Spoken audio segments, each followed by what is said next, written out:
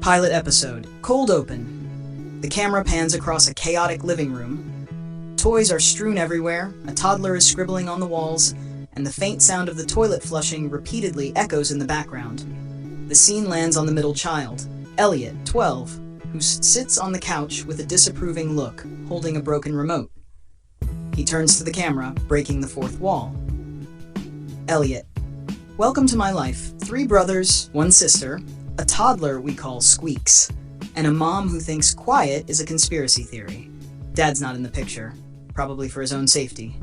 We're like one of those animal documentaries, except instead of predators and prey, it's just a constant fight for survival, and the last Pop-Tart. Cue the theme song. Upbeat, chaotic rock music, with clips of the family wreaking havoc. Scene 1. The Bathroom Chronicles. Inside the bathroom, Ollie, 8, the youngest boy, is in the tub, surrounded by a fleet of toy boats. Elliot sits on the toilet lid, notebook in hand, delivering an intense lesson. All right, Ollie, pay attention. This is important. If a kid at school says you're dumb, you say, I'm not dumb, I'm just ignoring you because my time is worth more than your opinions. Okay, what if they call me stupid? That's when you hit them with, it takes one to know one. Classic. Efficient. Always gets a reaction. From outside the door, Mom, Lisa, mid-30s, trying her best, leans against the wall, eavesdropping with a mixture of pride and exasperation.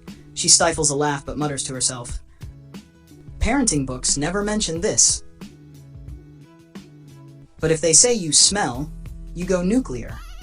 Say, at least my parents don't need a lawyer to get me back from CPS. Lisa swings the door open. Elliot, what are you teaching your brother? And there it is. The mom guilt hammer.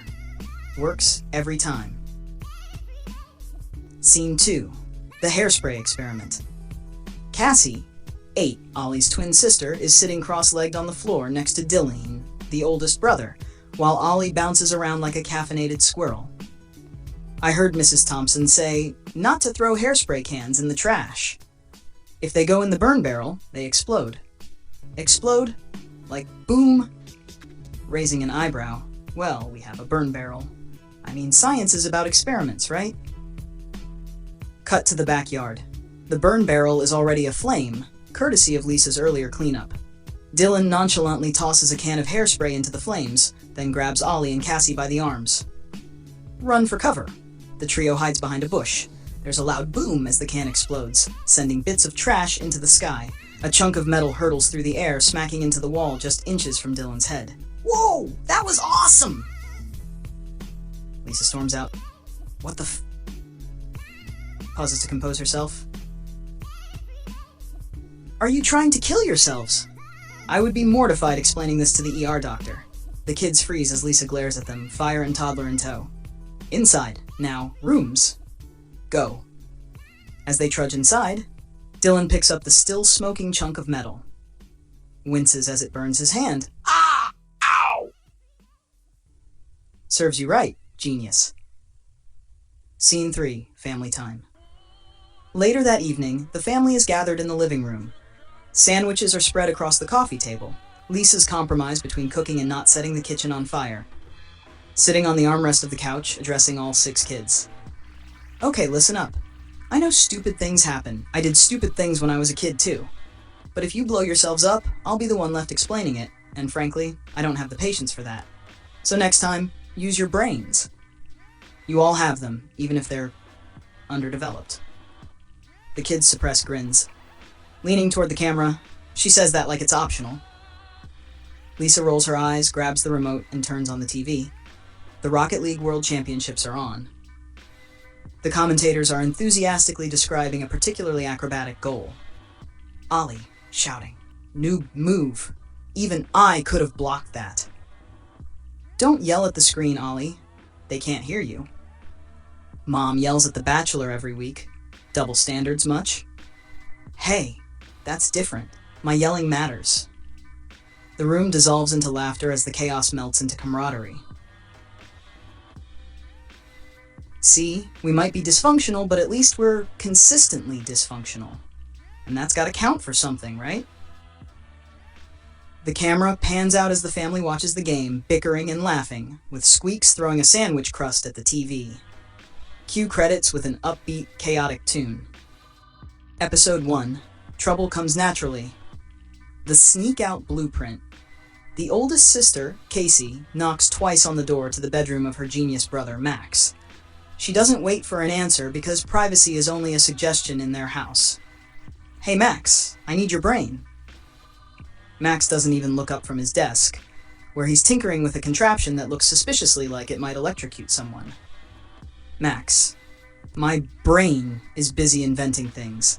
Can't your I'm an adult now but still live with mom problems wait?" "Oh, shut up. You know how mom won't let me go anywhere after 9 because she thinks I'm still like 16? Well, I need to get out of here tonight. You're the genius. Help me pull it off." Max finally looks at her, slowly turning in his chair with the energy of someone who has to explain to a toddler why eating glue is a bad idea. "Casey, I'd roll my eyes harder, but I think I'd sprain something. Why not just tell her you're leaving?" "Because she'll say no. It's a control thing. She just doesn't want me to have a life because she's jealous I'm young and free. Or maybe it's because every time you leave the house, someone ends up calling the cops, or you end up crying in a Taco Bell parking lot. Hypothetically, of course. Whatever. Are you gonna help me or not?" Max sighs dramatically, spins back to his desk, and pulls out a piece of paper. "Fine. Here's the cheat sheet. Stuff a hoodie with some pillows, tuck it under the blankets like a lumpy corpse, and don't forget the head. Use a volleyball or something. Leave your bedroom window open just a crack to make it look like you're there, but want fresh air. And for the love of science, don't slam the front door. You slam doors like an angry WE wrestler." Tilting her head. "Why do you know all this? Wait, have you snuck out before?" Max looks offended. "Please, do I look like someone who sneaks out?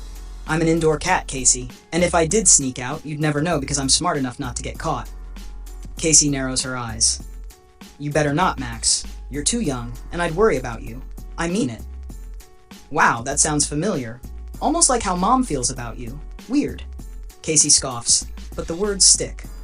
She ruffles Max's hair on her way out. "Don't get any ideas, squirt, and keep this between us, or I'll tell mom you're trying to build a death ray." The call. The night doesn't go as planned. It starts with a few drinks, a few bad jokes, and then devolves into a shouting match between Casey's friend and her friend's sketchy boyfriend. By midnight, Casey's sitting in a dirty living room, realizing she doesn't trust a single person in the house. She slips into the kitchen and picks up the landline phone, hands shaking as she dials the house number.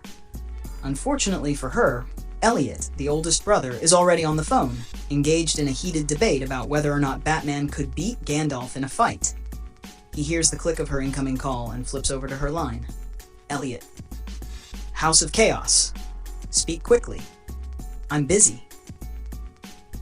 "Elliot, I need you to come get me." "You what? Where are you?" "I'll send you the address. Just sneak out and take mom's car. She doesn't have to know."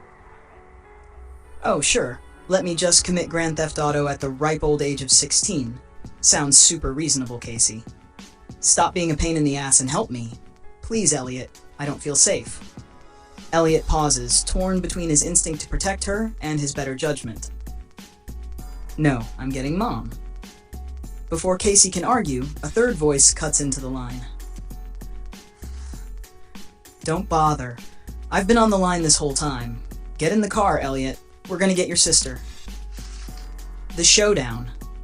When they arrive, the scene is tense. Casey's friends are standing on the porch arguing. One of the guys steps forward, cocky, as mom climbs out of the car with Elliot and Max in tow.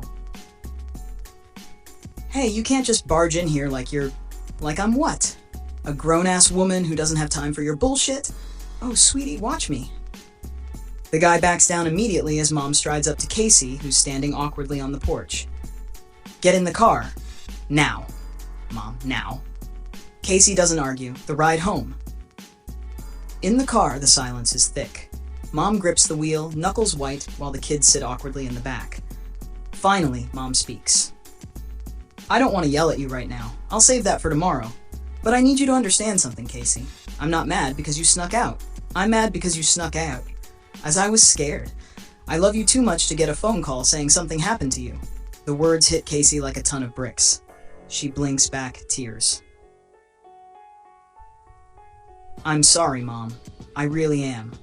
I won't do it again. It's okay. I did worse when I was your age. She laughs softly and cranks up the radio. The tension eases as they pull into the driveway. Family time. Later, the family gathers in the living room, sandwiches in hand, to watch their favorite Rocket League tournament. Watching the commentators. That guy's strategy is trash. I could do better with my eyes closed. Max, your strategy for everything is be a genius and hope for the best. Some of us have to work with, normal brains. Mom smiles, sipping her tea. She glances at Elliot and murmurs, just loud enough for him to hear. Mom, I'm proud of you for waking me up. You did good, kid. Elliot grins, but he quickly covers it with a scowl. Yeah, don't get all mushy on me, Mom. The room fills with laughter and shouting as the Rocket League game gets intense. Casey leans back, watching her chaotic family, and smiles. It's not perfect, but it's theirs. Episode 2, Mud, Love, and Lunch Money. Crushing it, and getting crushed. Elliot stands in front of his mirror at home, adjusting his so-totally suave outfit. He's opted for a blazer that doesn't quite fit, khakis that definitely don't match, and a tie he found in a drawer labeled Dad's Stuff. I know what you're thinking. Elliot, why do you look like a door-to-door vacuum salesman? Well, today's the school dance, and Amanda, she's back with me. For now. I gotta bring my A game. No, my A+ game. And you can't spell classy without Elliot. Actually, you can, but you get the point. He straightens his tie one last time, looking like a mix between a used car salesman and a kid who accidentally wandered onto a wedding carpet. Fast forward to recess. Against every logical impulse, Elliot sees a game of soccer happening on the muddy field. And, of course, Scott is there, kicking the ball like he owns the place. I know what you're thinking. Elliot, don't play soccer in dress clothes. But here's the thing. Scott, he's Amanda's ex, and the reason she's been back and forth like a tennis ball. If I dominate this game, Amanda will see who's the real MVP. Plus, what's the worst that could happen? Cue Elliot sliding through the mud after trying to tackle Scott for no apparent reason. The entire right side of his body is now camouflaged in brown sludge. Scott laughs and kicks the ball past him. Nice try, Romeo. Elliot snaps. He charges at Scott, tackling him to the ground in a heap of mud. The crowd of kids erupts in gasps and cheers, forming an instant circle around them. Scott manages to get Elliot into a headlock. Promise to calm down, dude, or I'm not letting go. Fine, I promise. Scott loosens the hold, and Elliot immediately sweeps Scott's leg out from under him, sending him crashing to the ground. I know what you're thinking. Elliot, you promised. But this is war, not Sunday brunch. Elliot leaps onto Scott, straddling him, and starts punching him in the forehead, deliberately avoiding his nose to prevent blood from staining his already ruined outfit. The chaos ringside. Max, the genius middle brother, is hopping around the fight circle like he's a 90s wrestling commentator. Yeah, kick his ass, Elliot! Kick his ass! Meanwhile, the twins Ollie and Molly have wandered over from the little kids' playground. Ollie, ever oblivious, starts tugging at Elliot's blazer mid-fight. Mom said you were going to give me lunch money. I'm at lunch. I need lunch money. We need lunch money. Molly, the more sensitive twin, stands next to him, crying loudly for no discernible reason. Elliot, stop hitting him. You're going to go to jail. Elliot, it's hard to focus on being an alpha when your kid siblings are treating you like an ATM and a felon at the same time. Finally, the teachers notice the commotion and start storming over. Elliot gets off Scott, his face streaked with tears. He didn't realize we're there. As Elliot stands there, mud-covered and crying, a gaggle of girls flocks to him. Random girl number 1. Oh, Elliot, are you okay? Random girl 2. That was so brave of you. Elliot, realizing he has somehow become the wounded hero, leans into it. And just like that, I learned a valuable life lesson. Sometimes being pathetic is the ultimate power move. But then he spots Amanda. She's walking off with Scott, her arm around him as she consoles him.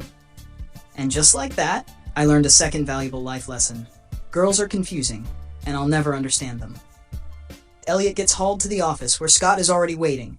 Both boys sit silently, covered in mud, until Scott breaks the ice. Man, Amanda's not worth this. Elliot looks at him surprised. You're not mad?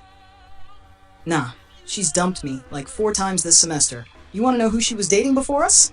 Max! Elliot blinks, horrified. Our Max? My brother Max! Scott nods solemnly. The absurdity of it all hits Elliot, and he starts laughing. Scott joins in. And just like that, Scott and I learned a valuable life lesson. Fighting over girls is stupid, unless it's Scarlett Johansson. Then all bets are off. The aftermath. As Elliot gets walked back to class, he suddenly remembers something. I forgot to give Ollie and Molly their lunch money. Cut to Ollie and Molly in the cafeteria sharing a single sad carton of chocolate milk. I hate Elliot. He owes us $1. Closing scene. Later that night, Mom lectures Elliot in the kitchen while Max leans in the doorway smirking. Do you understand how stupid it is to play soccer in dress clothes? And to fight over a girl? Yes, ma'am. Very stupid. Mom softens, giving him a quick hug. Good. Now go give your siblings the lunch money you owe them. Elliot trudges upstairs, muttering to himself. Love? Overrated. Family? Overbearing. Chocolate milk? Honestly, it's worth fighting over. Fade to black. Ollie is standing at the kitchen counter, staring intently at a banana. He's holding a magnifying glass he borrowed from Elliot's science kit, scrutinizing the banana as if it holds the secrets of the universe. To himself. Okay, if I can see the vitamins, maybe I'll get super strong when I eat it. He pokes the banana. Nothing happens. He squints harder through the magnifying glass. Then an idea hits him. He grabs a steak knife from the drawer. Sorry, buddy. This is for science. He carefully slices the banana in half and stares at the inside. Disappointed, he sighs. Where are the vitamins? Are they, invisible? He pauses, then looks around and grabs a bottle of ketchup from the counter. He squirts a big glob onto the cut banana. Banana hot dog. Maximum vitamins. He picks up the banana hot dog, takes a dramatic bite, and instantly regrets it. Gah! Ew, this tastes like the inside of a shoe. Lisa walks in, holding the toddler on her hip. She freezes, staring at Ollie mid-bite, with ketchup smeared on his face. What are you doing? Serious, as if this explains everything. Checking for vitamins. Right, and, did you find any? Not yet. I think the ketchup ruined it. Lisa stares at him for a beat, then just turns and walks away without a word. Ollie looks back at the banana, sighing. Science is hard. He takes another bite.